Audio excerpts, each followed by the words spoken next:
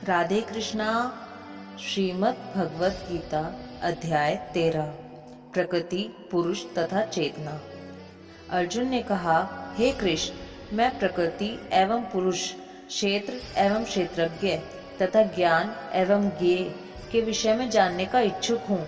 श्री भगवान ने कहा, हे कुंती पुत्र, यह शरीर क्षेत्र कहलाता है और इस क्षेत्र को जानने वाला क्षेत्रज्ञ है। हे भरतवंशी, तुम्हें ज्ञात होना चाहिए कि मैं भी समस्त शरीरों में ज्ञाता भी हूँ और इस शरीर तथा इसके ज्ञाता को जान लेना ज्ञान कहलाता है, ऐसा मेरा मत है। अब तुम मुझसे यह सब संक्षेप में सुनो कि कर्म क्षेत्र क्या है, यह किस प्रकार बना है, इसमें क्या परिवर्तन होते हैं, यह कहाँ से उत्पन्न होता है, इस कर्म क्षेत्र को जानने वाला कौन है और उसके क्या प्रभाव हैं। विभिन्न वैदिक ग्रंथों में विभिन्न ऋषियों ने कार्यकलापों के क्षेत्र तथा उन कार्यकलापों के ज्ञाता के ज्ञान का वर्णन किया है। इसे विशेष रूप से वेदांत सूत्र में कार्य कारण के समस्त तर्क समेत प्रस्तुत किया गया है।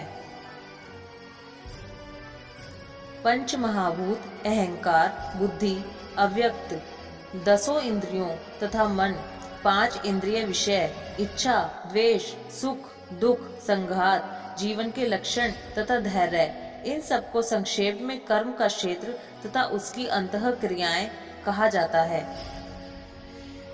विनम्रता, दंभहीनता, अहिंसा, सहिष्णुता, सरलता, प्रामाणिक गुरु के पास जाना, पवित्रता, स्थिरता, आत्मसंयम, इंद्रिय तृप्ति के विषयों का परित्याग, अहंकार का अभाव, जन्म, मृत्यु, वृद्धावस्था तथा रोग के दोषों की अनुभूति, वैराग्य, संतान, स्त्री, घर तथा अन्य वस्तुओं की ममता से मुक्ति, अच्छी तथा बुरी घटनाओं के प्रति संभाव, मेरे प्रति निरंतर अनन्य भक्ति, एकांत स्थान में रहने की इच्छा, जन समूह से विलगाव, आत्म साक्षात्कार की महत्ता को स्वीकारना तथा परम सत्य की दार्शनिक खोज, इन सबको मैं ज्ञान घोषित करता हूँ और इसके अतिरिक्त जो भी है वह सब अज्ञान है।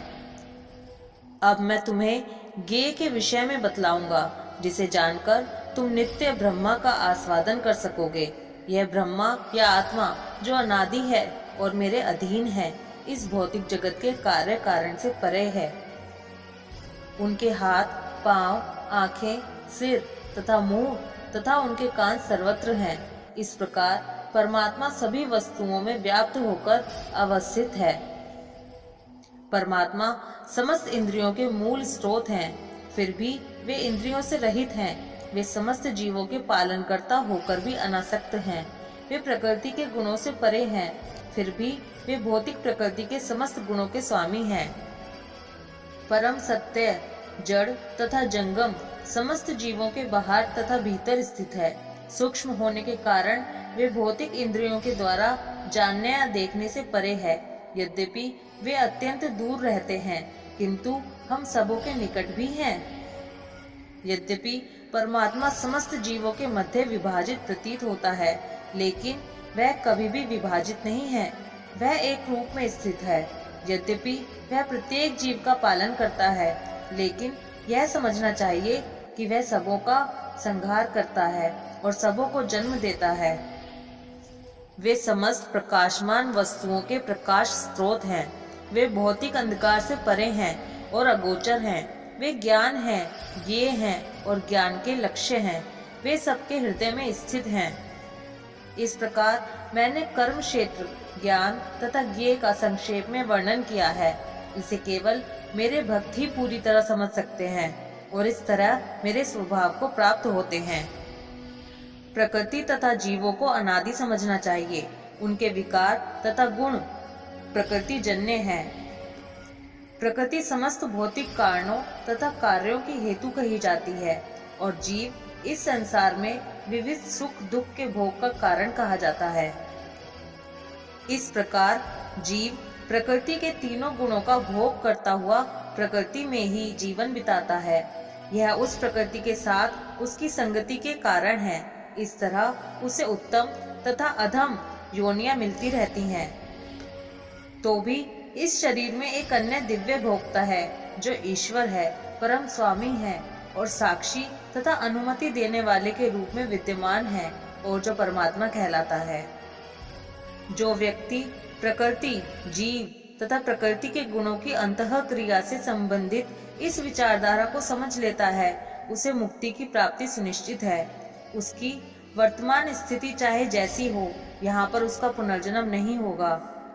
कुछ लोग परमात्मा को ध्यान के द्वारा अपने भीतर देखते हैं, तो दूसरे लोग ज्ञान के अनुशीलन द्वारा, और कुछ ऐसे हैं जो निष्काम कर्मयोग द्वारा देखते हैं। ऐसे भी लोग हैं जो यद्यपि आध्यात्मिक ज्ञान से अवगत नहीं होते, पर अन्यों से परम पुरुष के विषय में सुनकर उनकी पूजा करने लगते हैं। ये लोग भी प्रामाणिक पुरुषों से श्रवण करने की मनोवृत्ति होने के कारण जन्म तथा मृत्यु के पथ को पार कर जाते हैं। हे भरतवंशियों में श्रेष्ठ, यह जान लो कि चर तथा अचर जो भी तुम्हें अस्तित्व में दिख रहा है, वह कर्म क्षेत्र तथा क्षेत्र के ज्ञाता का संयोग मात्र है। जो परमात्मा को समस्त शरीरों में आत्मा के साथ देखता है और जो यह समझता है कि इस नश्वर शरीर के भीतर ना तो आत्मा ना ही परमात्मा कभी भी विनष्ट होता है, वही वास्तव में देखता है। जो व्यक्ति परमात्मा को सर्वत्र तथा प्रत्येक जीव में समान रूप से वर्तमान देखता है, वह अपने मन के द्वारा अपने आप को भ्रष्ट नहीं करता। इस प्रकार यह दिव्य गंतव्य को प्राप्त करता है। जो यह देखता है कि सारे कार्य शरीर द्वारा संपन्न किए जाते हैं, जिसकी उत्पत्ति प्रकृति से हुई है, और जो देखता है कि आत्मा कुछ भी नहीं करता, वही यथार्थ में देखता है। जब विवेकवान व्यक्ति विभिन्न भौतिक शरीरों के कारण विभिन्न स्वरूपों को देखना बंद कर देता है और यह देखता है कि किस प्रकार से जीव सर्वत्र फैले हुए हैं, तो वह ब्रह्म बोध को प्राप्त होता है। शाश्वत दृष्टि संपन्न लोग यह देख सकते हैं कि अविनाशी आत्मा दिव्य, शाश्वत तथा गुणों से अतीत है।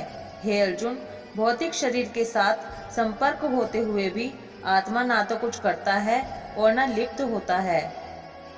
यद्यपि आकाश सर्वव्यापी है, किंतु अपनी सूक्ष्म प्रकृति के कारण किसी वस्तु से लिप्त नहीं होता। इसी तरह ब्रह्म दृष्टि में स्थित आत्मा शरीर में स्थित रहते हुए भी शरीर में लिप्त नहीं होता। हे भरतपुत्र, जिस प्रकार सूर्य अकेले इस सारे ब्रह्मांड को प्रकाशित करता है, उसी प्रकार शरीर के भीतर स्थित एक आत्मा सारे शरीर को चेतना से प्रकाशित करता है।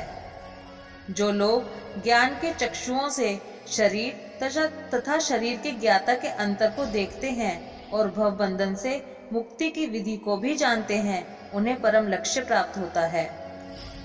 इस प्रकार श्रीमद् भगवद गीता के 13वें अध्याय प्रकृति, पुरुष तथा चेतना का भक्ति वेदांत तात्पर्य पूर्ण हुआ। राधे कृष्णा।